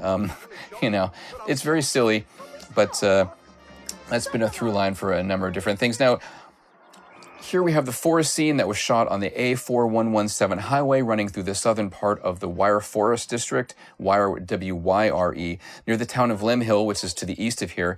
This is in the county of Shropshire in the West Midlands region, just in case you happen to be driving through and want to revisit some of the locations here. There's actually a lot more of them listed online on IMDb. Now, this forest part is as racy as the movie gets, and Headmaster Bryan Stimpson, I think his humiliation is complete because one of his students, who he'd criticized for skipping her study period and of course taking her out of double biology, is now running the show. And what makes this particular part interesting is the fact that the character of Laura Wisely seemed a bit timid earlier on. That's because, of course, she got caught having to deal with her headmaster, but she's not completely timid because she's involved with an older man. And when we see Mr. Jolly, it doesn't seem to make a whole lot of sense, but I think there's the immediate assumption that somebody who is younger is not very worldly and doesn't understand relationships that much. It's very obvious from this setup that Wisely is a lot wiser than she appears to be, and the scene is a great example of that. And by the way, this sequence reminds me of the scene in Heathers, where Winona Ryder's character, Veronica, lures these two jocks out into the woods to get them to strip down in the pretense of having a threesome, and then Kristen Slater as JD comes along and shoots both of them and makes it look like a double suicide. That's a lot darker than this. But I wonder if Heathers director Michael Lehman or writer Daniel Waters had seen this film, or if it's just a coincidence. Now, speaking of raciness, there's no female nudity in this movie. There's the male streaker at the school in the beginning, and then Cleese and Livingston here stripping down to their underwear for a brief period. And back in the 80s, there were a lot of gratuitous boobs everywhere on screen, so this movie was different than a lot of the teen comedies in America that were exploiting that aspect, so I give them props. And, it's still very funny. And, you see that coy look on Laura's face, and you can see actually why Mr. Jolly would be wrapped around her finger, because she's younger, she's vibrant, and he doesn't seem to have the strength of character to make up his mind about a lot of things, and he also doesn't seem to maybe want to leave his wife, so it's interesting. Now, right here, I want to give a shout out to composer George Fenton. This is a quieter moment musically, but it does shift. So it's a pretty fun score, actually, and a lot of it feels like it could actually be performed by a high school marching band. Probably not this particular section, but other parts. And I don't mean that in like a derogatory way, but it's got that vibe where I could see a marching band, or actually just performing this music, which plays well with the fact that this movie starts off at a high school, and the music overall has a jolly vibe to it. Now, George Fenton has been nominated for 2 Grammy Awards, nominated for 16 BAFTA Awards, and won 3, including Best Original TV Music for Blue Planet, which also won him a Primetime Emmy Award, and he actually won another Emmy for Planet Earth. On top of that, he's a 3-time Golden Globe nominee, 5-time Oscar nominee, including one for Gandhi, which he shared with Ravi Shankar in 1983. That's pretty impressive. And his last Oscar nomination was in 92 for working on Terry Gilliam's The Fisher King, so working with another Python. And prior to Clockwise, he worked on 9 episodes of The Jewel and the Crown, and later on, he got a Golden Globe and Oscar nomination, actually, for Cry Freedom. And he worked on Groundhog Day. So what an interesting resume. Now, this part here with the moving camera work is great. This is about as fast as it gets in this movie. But it's really good because at this point, they've gone from this kind of joking with this guy to committing a serious crime. And there's the man in the wood, by the way, or as in the credits, or a guy peeing by the tree, Michael Percival. But anyway, so this is where things start to get more serious. Percival here doesn't know what to think. He's another British character actor who has appeared in a number of different things, including A Fish Called Wanda and Fierce Creatures. And he actually played a vicar on the show The House of Elliot, which is different than the guy he's portraying here. You've got to wonder what an audition for a role like Man in Wood must be like. I'm not exactly sure how they would judge the criteria for being able to do that. And it's funny, I found a behind-the-scenes interview with John Cleese and Michael Frayn about the making of this movie from back in the day. And actually, Cleese was there, and they were filming this scene and talking about how funny Michael Percival was. So it's going to be able to be fun to perform in a scene with an iconic actor like that, except you're actually not performing with him. You're just watching the mayhem and being filmed, observing everything. So close to Cleese, but yet so far. Now, in his review of the film back then, Kevin Thomas of the LA Times made a point about how this part of the movie crosses a moral line, purposely so, and that Laura Wisely gets caught up in this adventure a little too much, a little too carried away.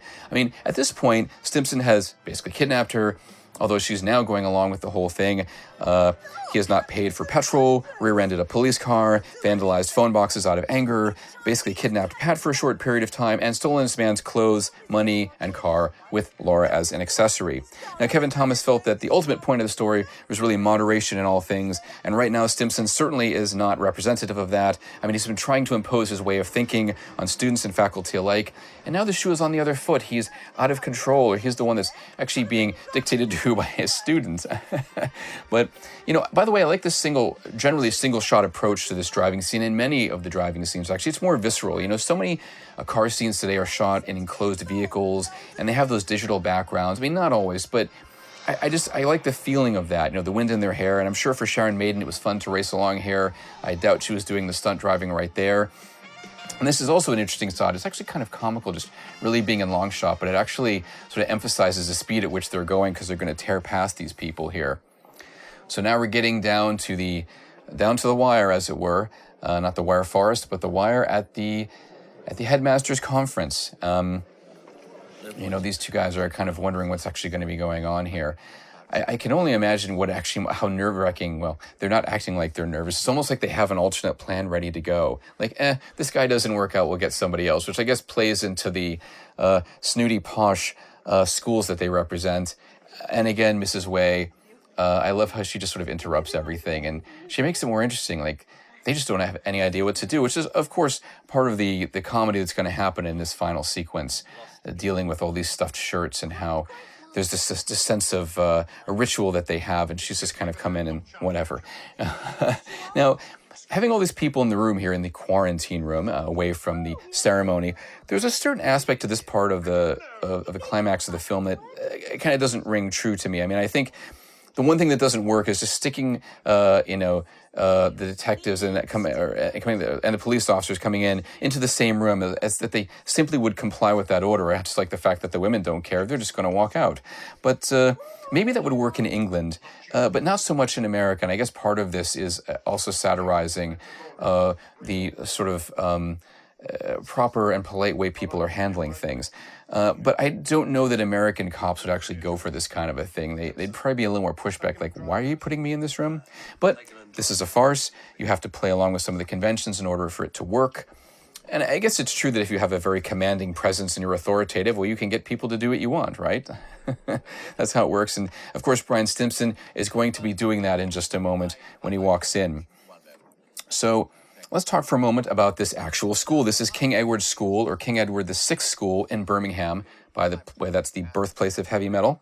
This building is doubling, of course, for the University of Norwich and located about a mile from the University of Birmingham, located in the center of England. Now, there isn't an actual University of Norwich, but there is a Norwich University of the Arts, which is located 3.5 hours east by car along the coast. So, in fact, Stimpson's trip goes nowhere near the real Norwich throughout the course of the whole movie. It kind of reminds me of when I was watching this movie Knowing, which starred Nicolas Cage, and it was supposed to take place at MIT and then in my hometown in Massachusetts. And I believe the MIT locations were real, but my town was replaced by an Australian location, no joke. And so just finishing up here with the school, King Edward's School the boys' school was founded by King Edward VI in 1552, and then a girls' school was actually founded on the site much later in 1883. Now, here we have the Headmasters Conference, and I decided to look it up because I was thinking, is there an actual annual meeting of the headmasters? Well, I found out that there is an actual annual Headmasters and Headmistresses Conference that was founded in 1869 and takes place every year. Well, now it does at Market Harborough in Leicestershire. The site for the, I guess call it the HMC, and I'm assuming the headmistress as part of the title was added in many years later, describes the organization as a professional association of the heads of the world's leading independent schools.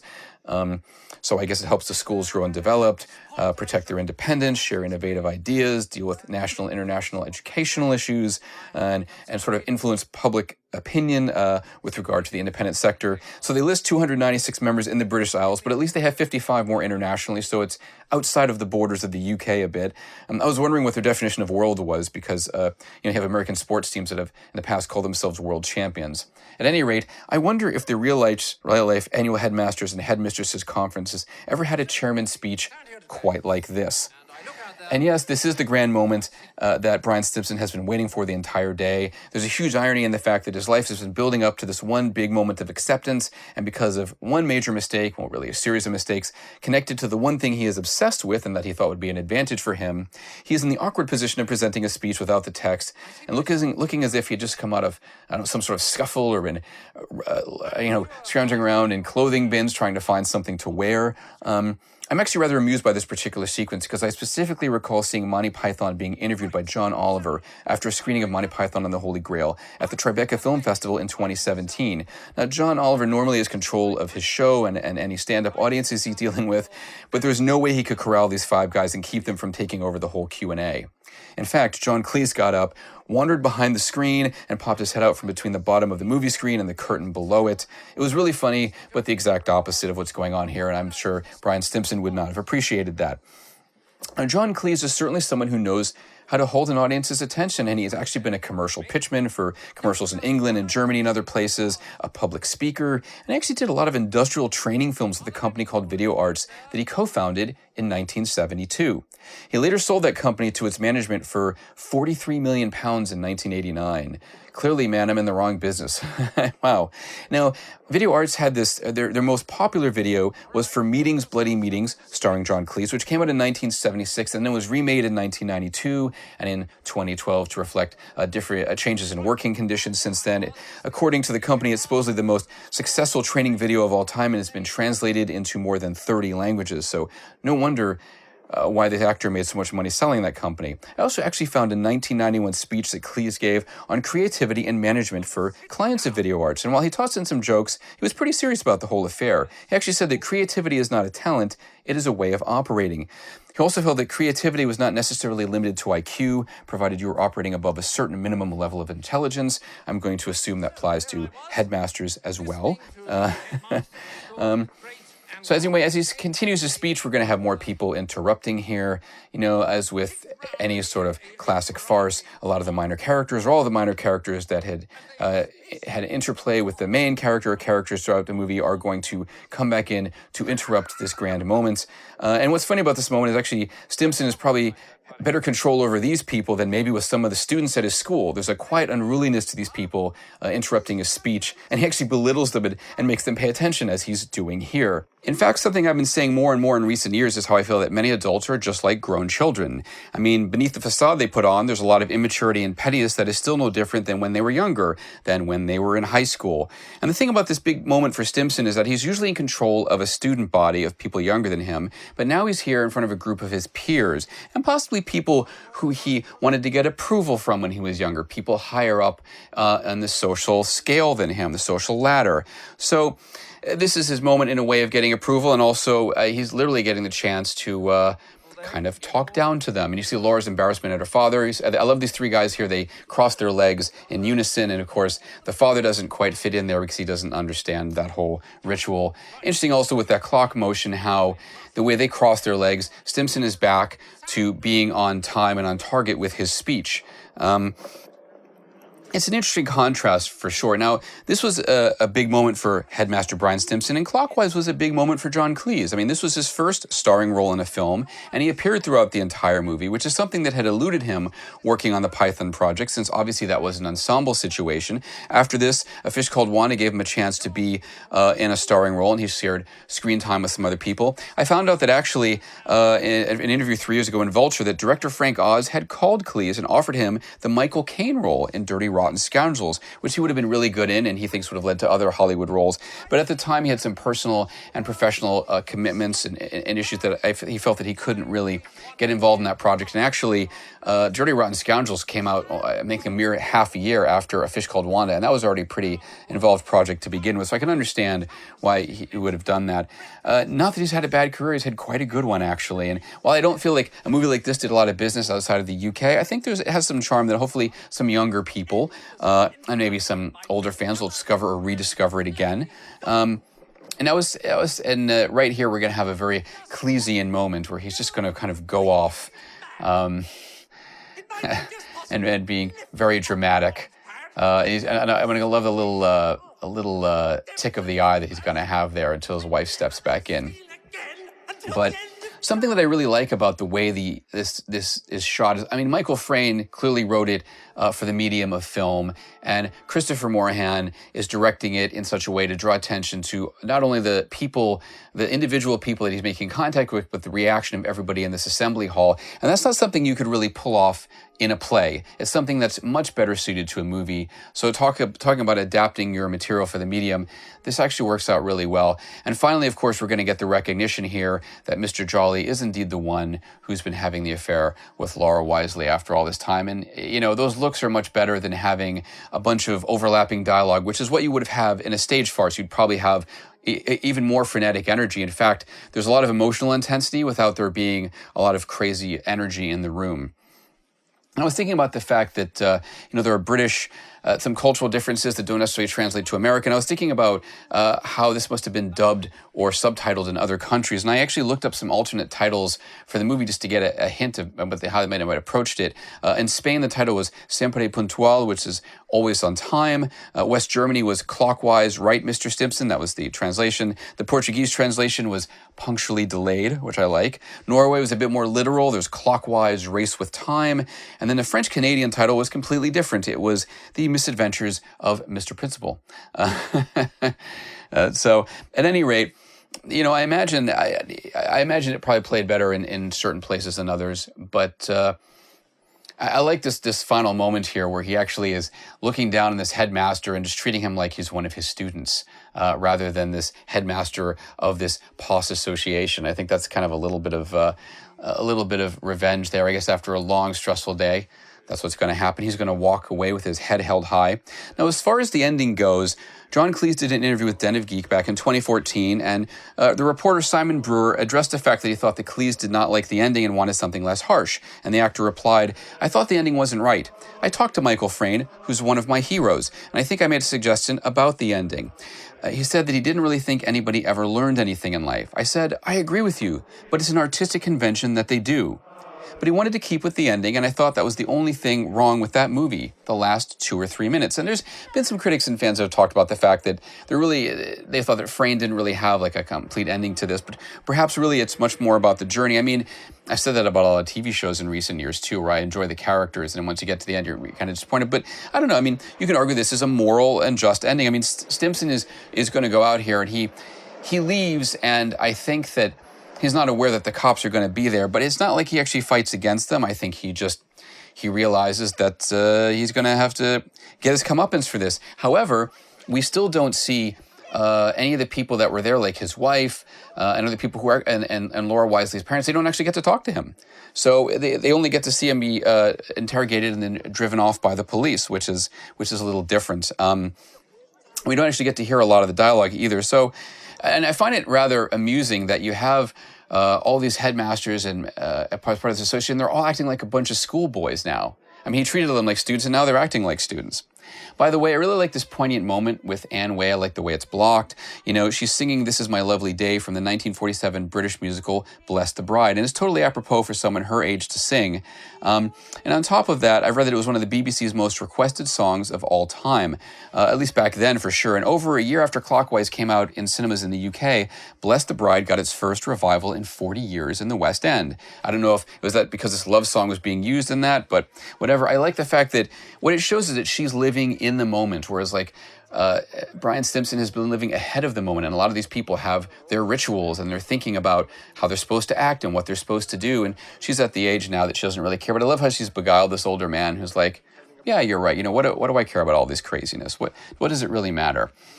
Now, this, incidentally, is not the exterior of King Edward's School, but it's the Guild of Students at the University of Birmingham, which is right down the road. I guess you can see with these sort of crisscrossing lanes on the vantage point, it was going to be much better. Here, of course, Stimpson is going to get the cop to drive the wrong way and cause an accident. It makes you wonder if he actually really is going to learn anything, and maybe I was wrong. He's just, when he's interrogated, he might wonder what's actually happening. He's clearly going to be removed from his post, that's for sure. You wonder where he's going to end up. I mean, what's going to happen to his marriage? Will Mr. Jolly's affair with Laura Wisely even be made public? Who knows? I guess, does it really matter? It's really all about the journey at the end. And the point that here he is running his life as a machine, and it hasn't really worked out. And John Cleese actually had a really interesting speech about extremism that he made, I think, over 30 years ago, and it's been circulating again on YouTube, all about how you can be really hard-wing left and hard-wing right in your politics, and that means pretty much everyone else from moderates to the other side, you know, they're the reason that you're unhappy. They're the reason that you are disagreeable, and it's always their fault that something is happening. And I kind of think that about Headmaster Bryan Stimpson, that he has this rigid schedule he's adhering to and this way of life, and therefore when it falls apart, it must be somebody else's fault. And the fact of the matter is, here he made a mistake, and that led to a whole string of disasters along the way. Moderation, yes, moderation is the key. So at any rate, that wraps up Clockwise. I hope you've enjoyed watching it, or perhaps rewatching it, rediscovering it. Thank you for listening to the commentary. I tried to put in as much trivia and some perspective into it as I could. Thanks again, and perhaps I'll be speaking to you again on another Kino Lorber commentary.